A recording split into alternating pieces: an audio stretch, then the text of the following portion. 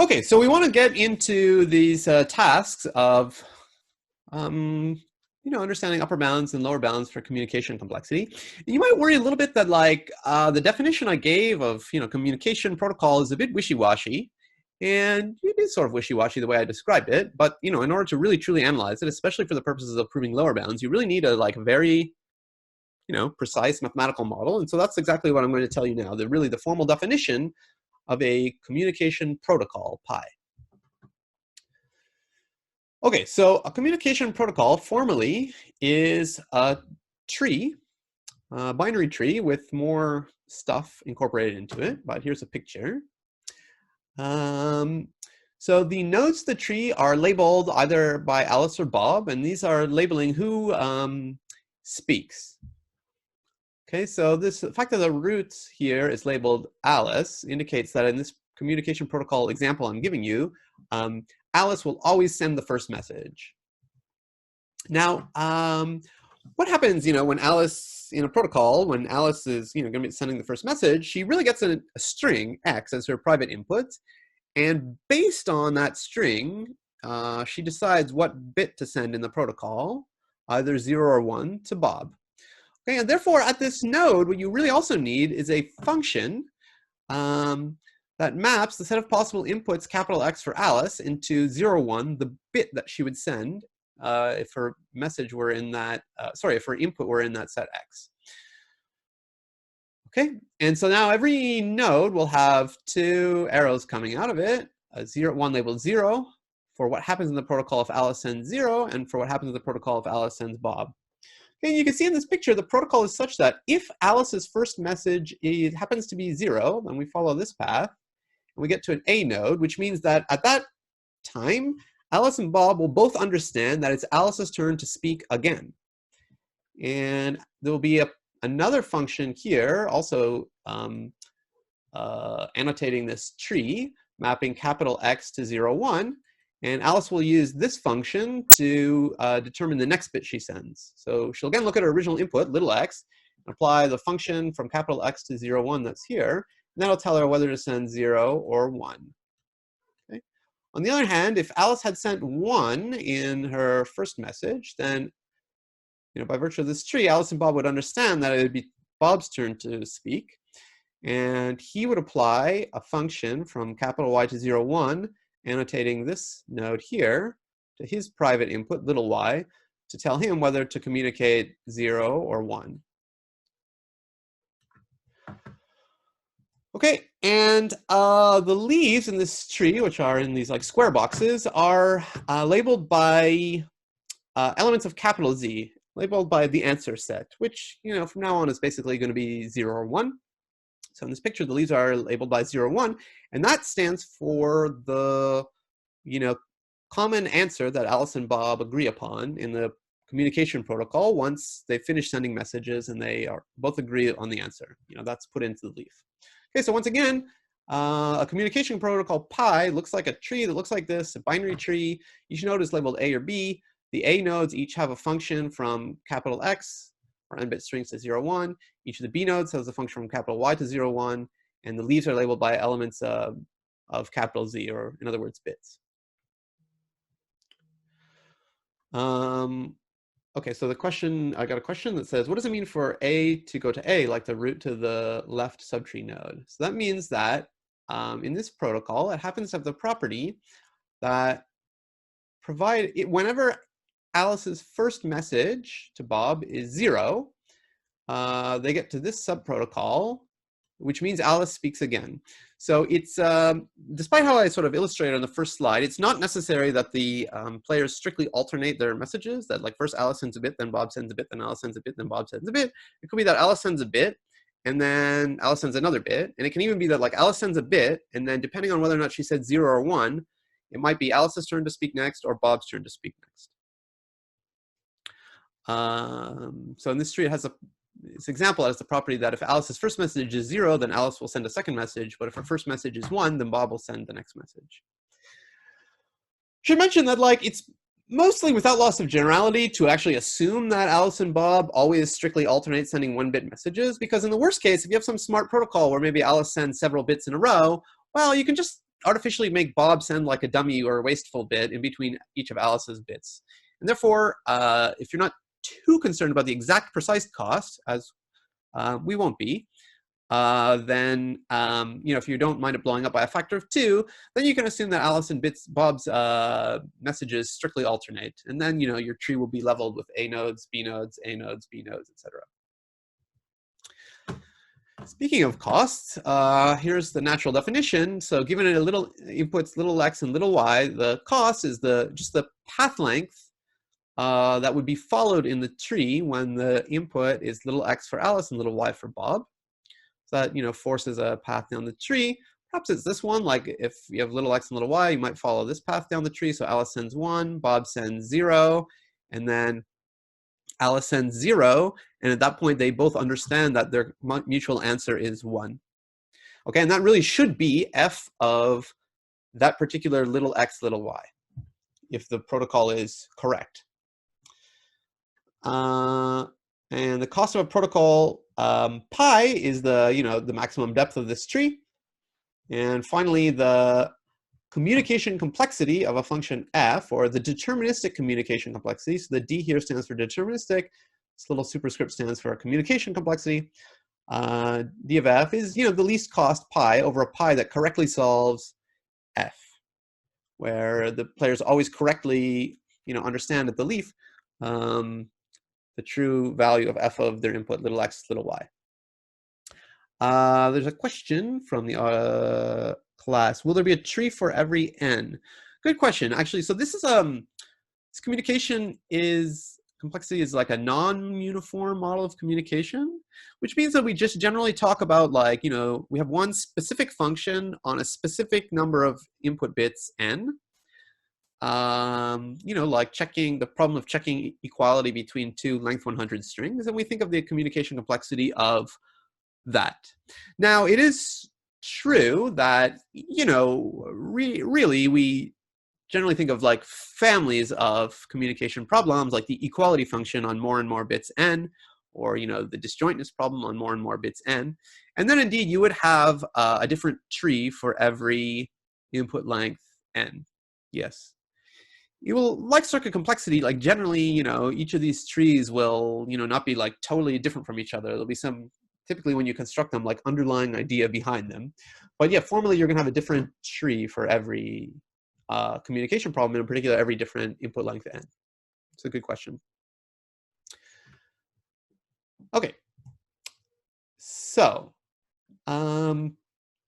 I want to now explain to you a little bit more about how you can interpret these communication protocols, and a little bit more about what they mean to correctly compute function f. And in particular, I want to tell you about an object, a very important object in communication complexity.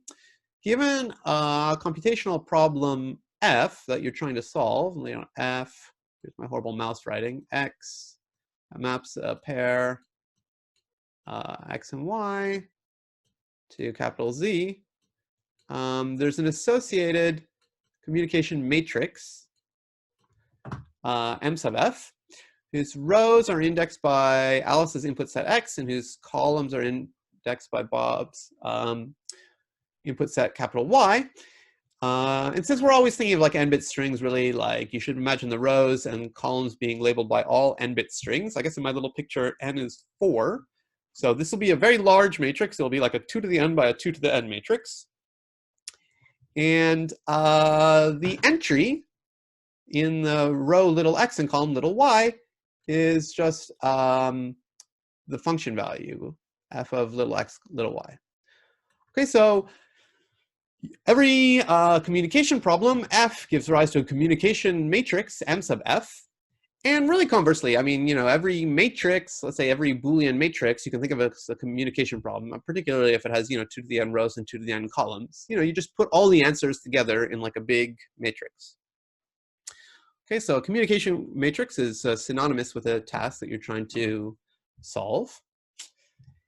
And now I want to relate this a little bit to a, hypothetical communication protocol that's supposed to be solving this communication task, f, or equivalently m sub f. So let's think about this. In this, little picture of a communication protocol, the root is labeled by A, which means that the first thing that happens when Alice, and Bob get their inputs, little x and little y, the first thing that happens is Alice will send a 1-bit message. In particular, she'll look at her input, little x, and depending on what it is, she'll send either the message 0 or the message 1. And that's determined by this function inside this node that maps capital X to 0 or 1. And you can really think of that first, function she applies, or that first, decision she makes about little x, causing her to send either 0 or 1, as making a partition in the rows, a partition of the rows, I should say. So in this little picture I've drawn, I've got this horizontal line here, which is partitioning all the rows, all the inputs, little x that Alice might have, into those where she would send the bit 0 and those where she would send the bit 1. Now I should emphasize that for the purposes of illustration, I happened to make all the input strings where she would send 0 as her first message contiguous, and all the input strings where she would happen to send 1 as her first input message contiguous. This absolutely need not be the case. It's just like it's impossible to illustrate unless you use this special case. Okay, so in general, this partition could be a partition of the rows into any 2 subsets, but for the purpose of illustration, I've drawn it as though it happened to be like 2 contiguous subsets. Now, furthermore, you see, if you look at this example communication protocol, as I was saying before, if Alice's input little x is such that the first bit she would send is a 0, then it'll actually be her turn to speak again, which means that if the input little x is in these rows here, Alice will actually speak again. She'll apply a different function to her input little x, and that will partition these top part rows again into 2 more subsets, depending on whether that little x would make her send 0 here or 1 here in sort of the second round.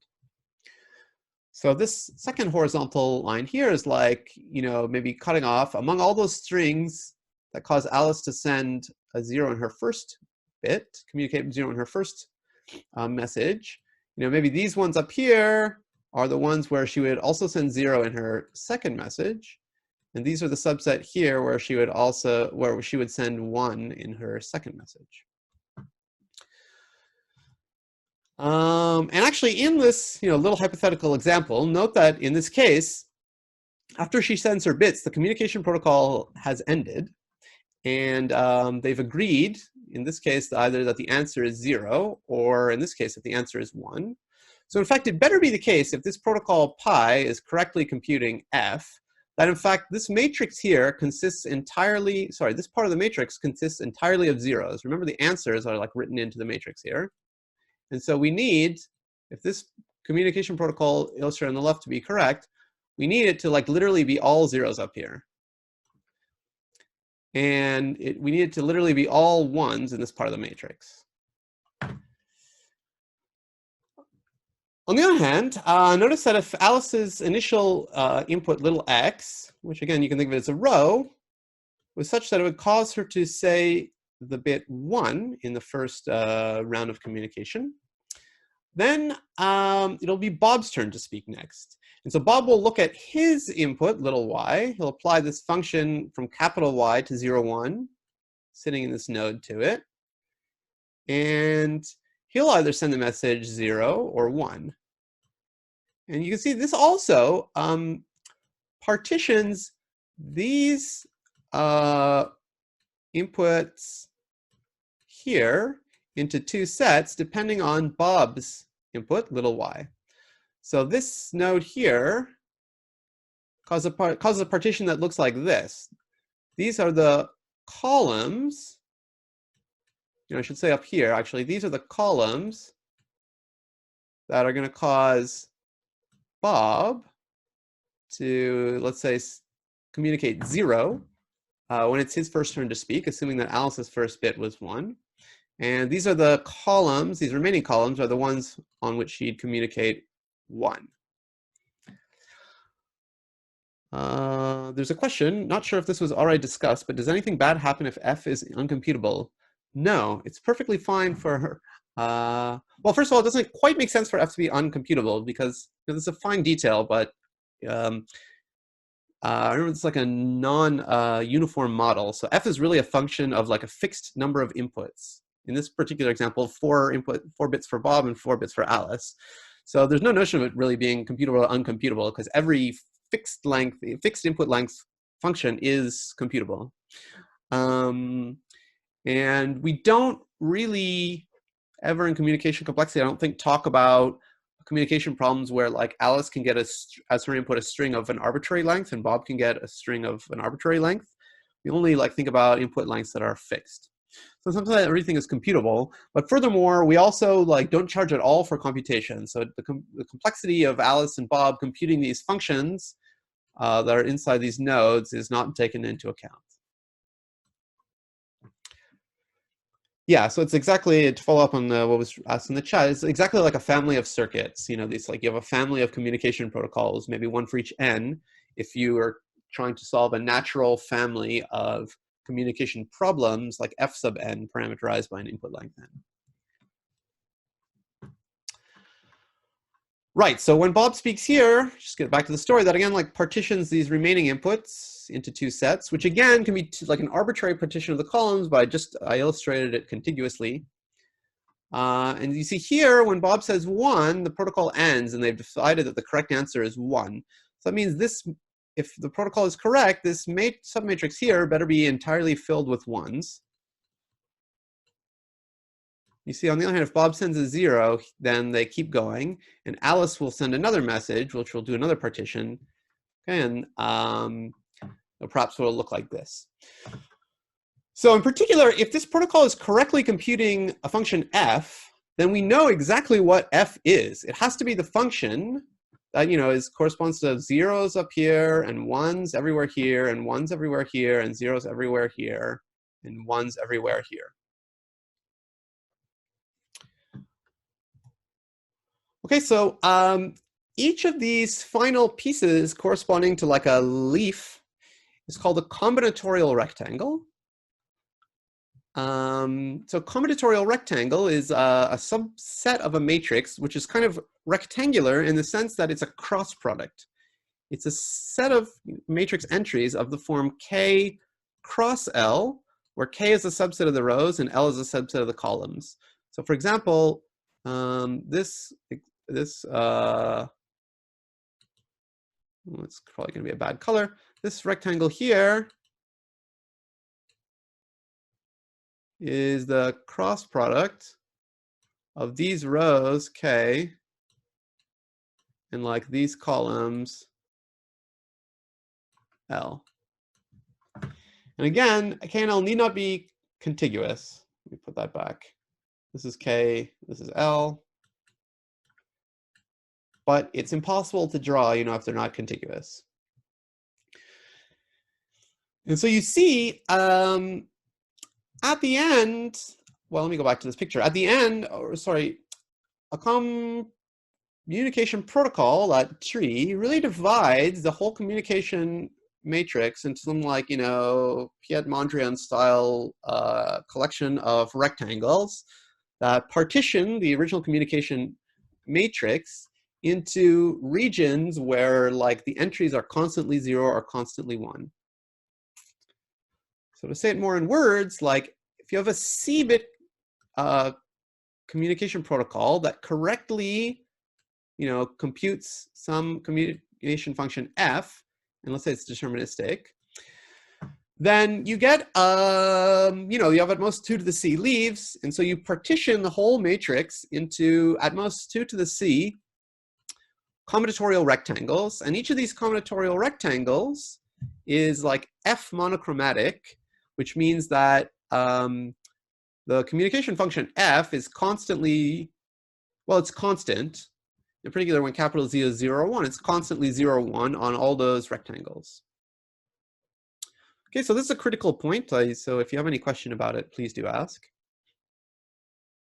Because this is how we're going to actually prove lower bounds for communication complexity by arguing that f is so complicated that there's no partition of the communication matrix into a small number of combinatorial rectangles, on each of which, it's sort of quote unquote monochromatic, where it's like all zeros are all ones. Okay, when we give upper bounds, we usually just like say some words that tells the stories of what Alice and Bob do. You could translate it into this picture if you wanted, but this is the theorem that we really use to nail down exactly what is a communication protocol so that we can prove lower bounds on C. So let me give an example when f is the equality function on 2-bit strings. So here's the communication matrix M sub equality on 2-bit strings. So it's a 4x4 matrix, 4 being 2 to the power of 2. And the rows are indexed by Alice's possible inputs. The columns are indexed by Bob's possible inputs. And it's equality, so it's actually the identity matrix. You have ones in the diagonal, that's where the inputs are the same, and zeros elsewhere. So here, if you just think of like the naive protocol or unnaive protocol, where basically Alice sends her 2-bit string to Bob and he gives back the answer, it partitions, the communication cost is 3, and it partitions, I don't know if I have this here, communication cost is 3, it partitions the communication matrix into 2 to the 3, namely 8 combinatorial rectangles. Luckily in this case, they're not just combinatorial rectangles, they're actually contiguous rectangles. Actually, maybe the naive protocol gives you non-contiguous rectangles, but I chose a protocol that's correct and like uses contiguous rectangles. And there are, all these different 8 multicolor rectangles I've drawn here. Wait a minute, 1, 2, 3, 4, 5, 6, 7, 8, 9, 10. Wait, what? This is unexpected. Hold on. 1, 2, 3, 4, 5, 6, 7, 8, 9, 10. Huh. Okay, I've given a wrong example apparently because this uses 10 rectangles. However, I know for a fact that you can solve the equality communication problem with 3 bits of communication. Therefore, you've got to be able to do it with 8 rectangles. So it should be possible to cover this identity matrix with 8 rectangles, combinatorial rectangles, each of which contains only ones or only zeros. So where did I go wrong here? I think what I should do is, let me go back. Okay, here's the communication. Let me see if I can do it on the fly. Here is the identity matrix. I will now try to cover it with 8 combinatorial rectangles, such that each rectangle is monochromatic. I think I can do this. Let me use, sure, blue. Okay, so definitely I'm gonna, oops. Sorry, 1 second. Definitely, you've probably all done it in your head and it's sort of pointless for me to do it, but okay, I'm definitely gonna use like 1 rectangle, which is really just a 1x1 rectangle to cover all the ones. Good, so I've used up 4, I have 4 left. Now, maybe I need, there's another one, that's 5.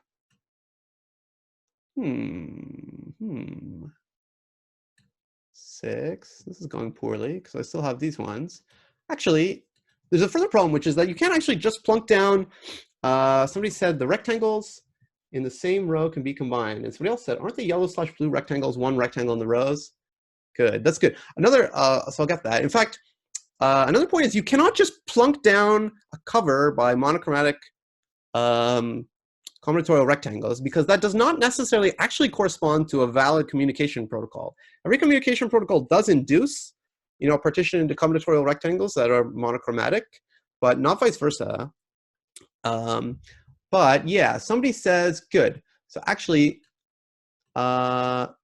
this blue guy and this yellow guy can actually be put together into 1 rectangle. Thank you to whoever said this. This is actually, this blue guy together with this yellow guy are actually 1 rectangle. It's the rectangle where the K set is just 0, 1, and the L set is 0, 0, 1, 0, and 1, 1. So it's like a non-contiguous rectangle. And similarly, this orange thing and this like pale green thing can actually be put together to be one rectangle. So this is in fact 10 rectangles had I drawn it properly. Okay, good. Any questions? Okay, thank you, Tim and Rishikesh. Okay, good. So now, having really looked at this situation carefully, let me show you a brief theorem that says that the deterministic communication complexity of the equality predicate on n bits must be at least n plus 1. In fact, therefore, we know it's equal to n plus 1 because n plus 1 is always an upper bound. Good. Well, I'm just going to show that like it's not possible to decompose the communication matrix into a small number of combinatorial rectangles, each of which is filled with only ones or only zeros. Okay, so as you may be able to see already, the communication matrix in general, for a general value of n, is a 2 to the n by 2 to the n matrix that has ones on its diagonal. So it's the identity matrix. And it's easy to see that every one has to be in its own little 1 by 1 combinatorial rectangle. It's impossible to have like one combinatorial rectangle which contains more than one of these diagonal ones, yet is monochromatic. Like if you try to put this one and this one together in some combinatorial rectangle, well then, you know, if it's going to include this one, then it has to be including, like the row set has to include this one, and the row set also has to include this one if it's going to include this one. But if it's going to include this one, then the column set has to include this column. If it's going to include this second one, then the column set would also have to include this column.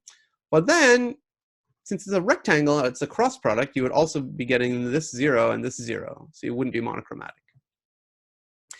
So you can reason that like you need to devote one combinatorial rectangle just for every entry on the diagonal, which is already 2 to the n combinatorial rectangles. And I mean, to cover you still have to cover the zeros. In fact, you need like way more combinatorial rectangles to successfully cover the zeros. But anyway, you surely need at least one more rectangle. Of course, you actually need like way more, but for our lower bounds, it would suffice to notice that you need at least one more rectangle. So overall, you need at the very least 2 to the n plus 1 combinatorial rectangles.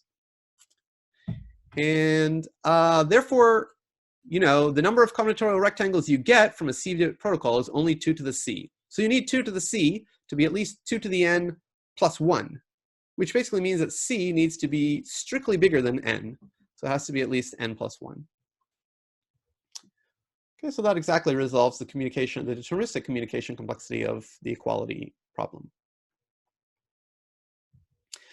There's an interesting alternative way to prove it.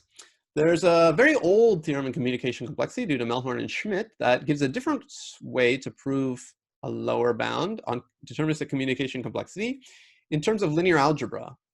It says that a lower bound for the deterministic communication complexity is basically the logarithm of the rank of the communication matrix M, if you remember the linear algebra concept of rank.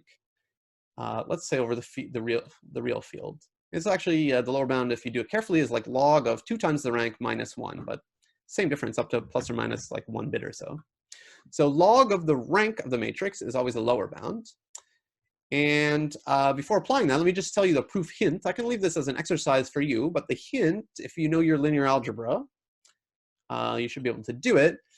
It's that the indicator matrix of a combinatorial rectangle, like that has ones exactly in those positions that look like K cross L for some subset of rows and some set of columns K and some set of columns L, that indicator matrix has rank 1. So partitions into like 10 combinatorial rectangles somehow have rank 10, at most 10. Well, let me not say more, but that's the hint for you to finish up on. So basically the number of parts in a partition has to be something like the rank of the communication matrix, and then the number of bits is the log of that. So we can apply this to get some quick lower bounds. We can do it again for the equality function, where the communication matrix is literally the 2 to the n by 2 to the n identity matrix, which I hope you all know has rank, maximal rank 2 to the n. So you plug that into this formula, and you basically get log 2 to the n. So you basically get n, in fact, n plus 1 if you're careful. You can also easily use this to show that the communication complexity of the disjointness problem is also at least n+1. It's literally maximal. I won't prove that in full detail, but I'll give you enough of a hint that I hope you can do it.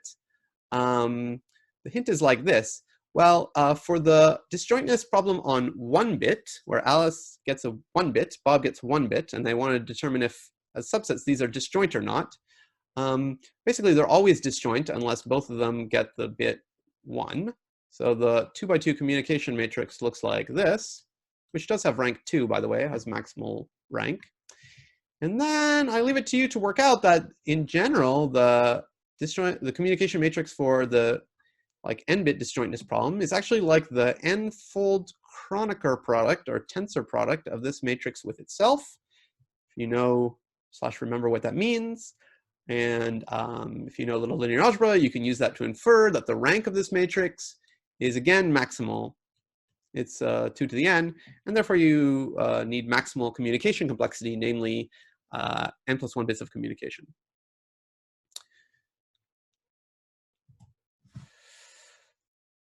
Great.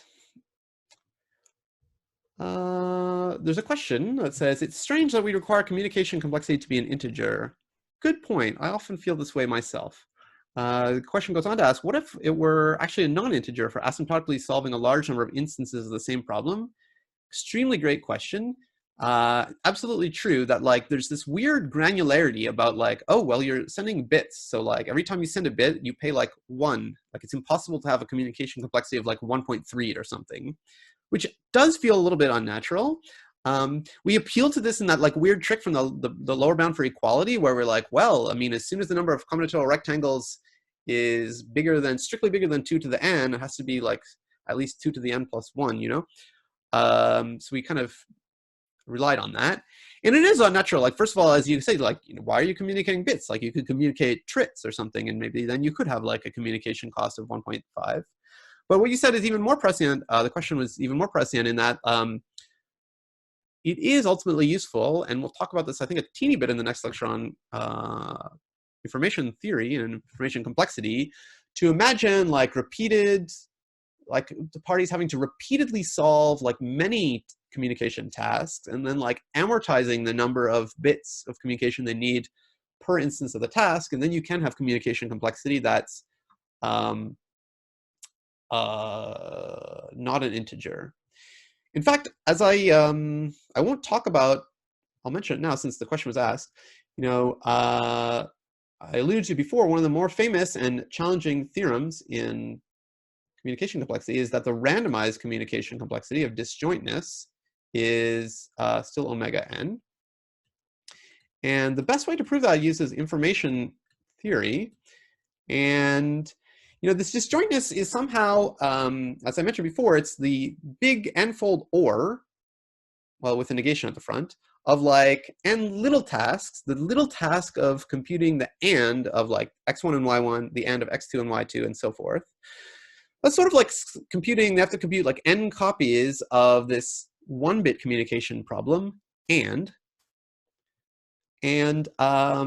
you can prove this lower bound by somehow arguing that the amortized communication cost of the 1-bit and problem, or the 1-bit disjointness problem, is not 0.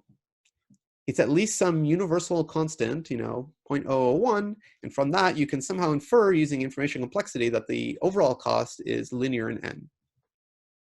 So we will not actually see that, but that's how one of the best proofs of this lower bound goes.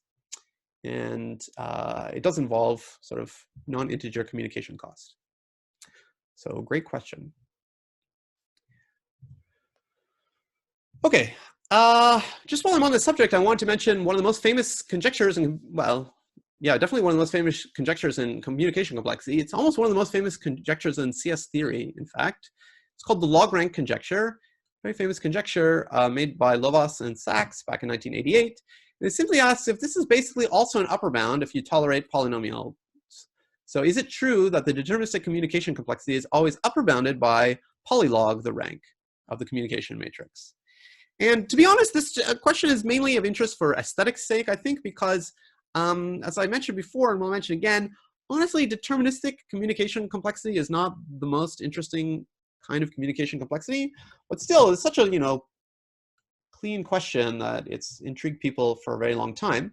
Interestingly, almost all the progress on this problem has been made recently, given that this conjecture is, you know, almost 40 years old. So the best upper bound is showing that for a long time, the best upper bound was just, it's at most the rank. But now Lovett showed that it's basically at most, the communication complexity is at most the square root of the rank. The best lower bound for a long time was like log of rank to some bizarre number between 1 and 2.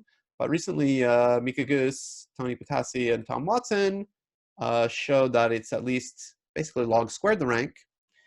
And most recently along these lines, Chattopadhyay, Monday, and Sheriff showed that the analog of this log rank conjecture for randomized communication complexity, sometimes called the approximate log rank conjecture, is false. There's another question. I'm getting flashbacks to quantum computing stuff with these 2 to the n size matrices flying around. Is there a deep connection / reason why 2 to the n matrices appear naturally in both places? Really, it's just because, you know, truth tables are of length 2 to the n. We just, you know, communication problem. Well, yeah, and it's just because we're indexing the rows and columns by all possible inputs and n-bit strings. I mean, matrices naturally arise in communication complexity because you have 2 parties, so they each hold an n-bit string. So you get like your problem F, instead of being given by a truth table, is given by, like, you know, a truth vector, if you will, is given by a truth matrix. And there's actually one reason why communication complexity with 3 or more parties is way more difficult, because the analogous input object is like, you know, maybe like a 2 to the n by 2 to the n by 2 to the n box of numbers. And then linear algebra is no good once you have more than 2 dimensions. The reason why you have boxes like matrices in quantum is for a different reason. I mean, it's the nature of quantum that it involves matrices. That's all I can say, I guess. Okay, let me now move